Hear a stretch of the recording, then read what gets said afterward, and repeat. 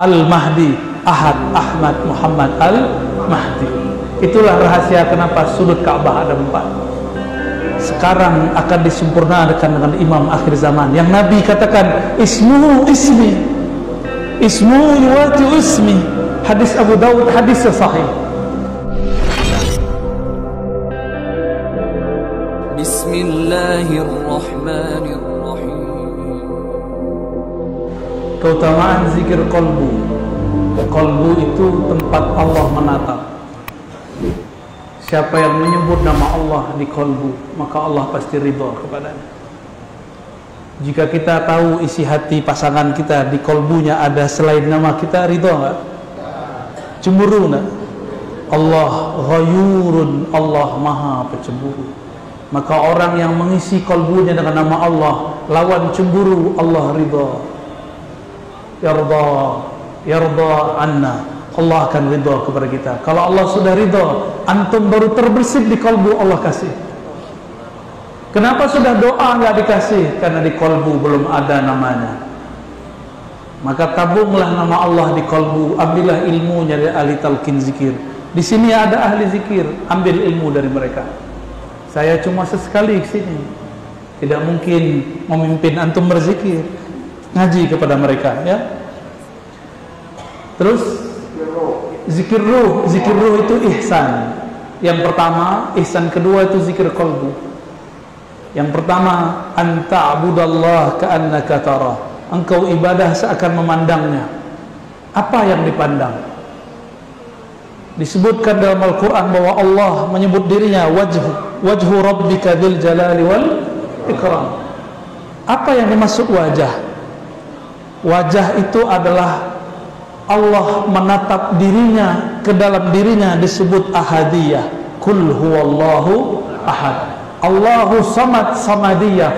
Allah menatap dirinya melalui pandangan hambanya. Tapi siapa juga yang memandang? Allah lah. Faja'alnahu sami'an basira. Karena tiupan dari hembusannya, maka kita dapat melihat dan mendengar. Maka di saat kita memandang Allah, sebenarnya bukan kita yang memandang, tapi ialah yang memandang. Maka leburkanlah diri ini di dalam wujudnya. Tiada kita jika Allah sudah mengatakan ana. Maka tidak benar orang mengatakan wujudku wujud Allah. Itu tidak sopan, su'ul adab kepada Allah. Nabi mengatakan dalam Sahih Bukhari, ala ma khalallahu batila. Selain Allah batil, anta batil. Engkau itu tiada sebenarnya. Engkau hanya diadakan Allah yang maha ada. Apalah kita dibandingkan Allah? Kita cuma diadakan, Dia yang mengadakan. Maka jangan katakan aku jika ada Dia. Allahumma sholli ala Muhammad. Adapun zikir kalbu, apa beda zikir ruh? Ruh memandang, kalbu dipandang. Yanzuru ila qulubikum. Dia memandang kepada kalbu. Kebanyakan para mursyid, para wali makomnya pada kolbunya.